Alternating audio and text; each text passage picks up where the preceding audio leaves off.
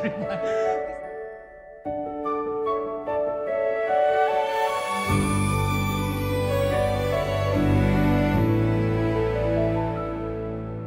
was small enough to fit the palms of hope.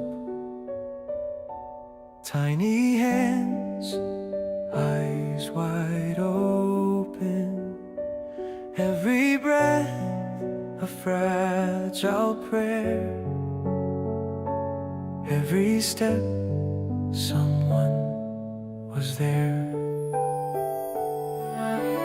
Lullabies and sleepless nights, first smile under hallway lights. Time was quiet, moving slow. Nobody knew how fast he'd grow. They said just blink, don't rush the days. But time doesn't ask, it finds its way. Somewhere in between the years, he learned to stand, he learned his fears. From crawling dreams to standing tall, he didn't notice it at all. But every fall, every try left a mark behind his eyes. Now he's stronger than he was, somewhere in between. Once a child, now a name, written strong inside the flame. Time kept going soft and rough, somewhere in between. He became enough. Hi, Jeyo! Happy birthday! Happy birthday! Happy birthday! Hi! Jeyo Og! Ang aking talagang kaagapay nung ako ay talagang naghihirap. Yung tsahin mo, naalala mo, yung tsahin mong trentahin na talagang natulungan mo ng husto nung ako ay nagpalawan trip. Tayo, tandaan mo, ang Gong family.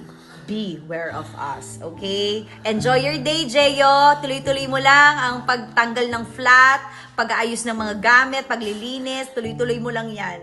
Okay, this birthday, sana ma-meet kita next year or sa susunod uli, ha?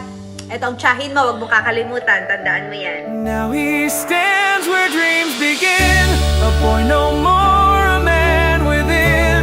All those years just passed him by while he was learning how to try. If you ask him how he changed, he'll say I just survived the days. But everyone else knew, because somewhere in between he grew up.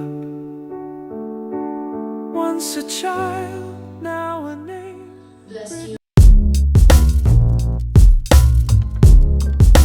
Jeyo, And guide you always. And sana happy ka. Sana na-appreciate mo yung ginawa namin ni Mama for you. Dahil nakita namin kung gaano ka rin kasipag. Kayo mga boys, nakita nyo, pinakawalan ko kayo. Ginawa ninyo nila Meng, nila Sikot, nila Nong Rod, Kuya Roman, lahat kayo, grupo.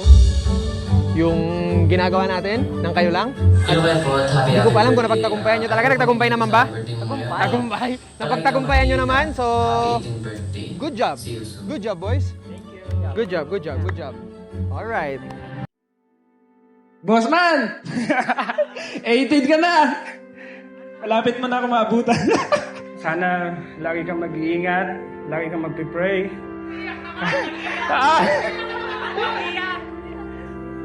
Napansin ko lang kasi sobrang napakaswerte mong tao.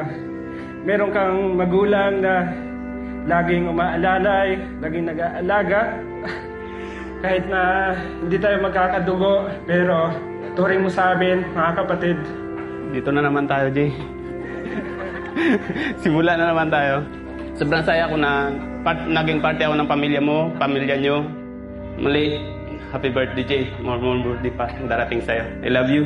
Simula ipanganak ka ni Mami, binantayan ko hanggang lumabas ka. Paglabas mo, ako ang nagpapaligo sa mo. Nakasama kita simulang maliit, paglaki-laki mo na. Kaya di ko maisip mo na ikaw pala ngayon lumaki na. Patuloy man mo mabuting ugali. Nandiyan si mami at papa mo na nag-suporta sa imo. Madalating mo ang gusto mo mangyari sa buhay mo balang araw. Happy birthday ulit po. Love you. Hi! Happy birthday, Jeo. Mahal na mahal kita. At gagawin namin lahat ng kaya namin gawin para maprotektahan ka. Salamat din sa mga ginawa mo para sa akin. Siguro yung mapapaya ko lang sa'yo ngayon, dahil nasa legal na edad ka na, mas mag-isip ka, mas magkaroon ka ng self-control, dahil pwede ka na makulong. Happy birthday. Ngayong 18 ka na. Laki mo na. Alam naman namin na minsan may topa ka. Attitude ka. Okay lang yan. Naiintindihan ka namin. Pero intindihin mo rin kami. Quits lang tayo. Kibot, I love you! Sobrang I love you talaga. Kasi kahit na minsan di kita nasasabi ng I love you, pero ngayon, I love you talaga. At nagpapasalamat ako sa iyo kasi naging kuya kita. Nung bata ako, wala talaga ako ibang kuya na parang kagaya mo, alam mo yon, matalino at mabait at pogi. Yan. Parang naiyak na ako pero very thankful talaga ako na dumating kayo. Ikaw at saka sila mami at saka sila daddy, lahat tayo dito, magpamilya. At thank you so much din na tinuring mo ako na kapatid kahit medyo makulit ako. Kung may pagkakamali man ako sa iyo, sana mapatawad mo na ako. Minsan kasi, hindi ko rin talaga na alam na may mali talaga ako. Kasi, alam mo na medyo makulit talaga ako. Ikaw yung brother ko na utol na at idol. Ayan. I love you. Happy birthday. Happy birthday, Coco! Alam mo naman yun na sobrang love kita. Tsaka buti na naging brother kita. Tsaka lagi mo ako gina-protect. Tsaka lagi mo ako gina-love. Sobrang love kita. Alam mo naman yun, di ba, Coco? Kaka. Hey, baby. Kahit 18 ka pa, mag-19 ka pa, ibalik rin natin yan, 81 ka pa, you're still mommy's baby. Alam mo yan. Bakit sabi na masyado kitang binibaby? Kasi naaalala ko pa rin sa'yo yung baby ka. Isa ka sa dahilan ng kalakasan ni mama. Simula naging nanay tayo, nakalimutan na natin yung sarili natin eh.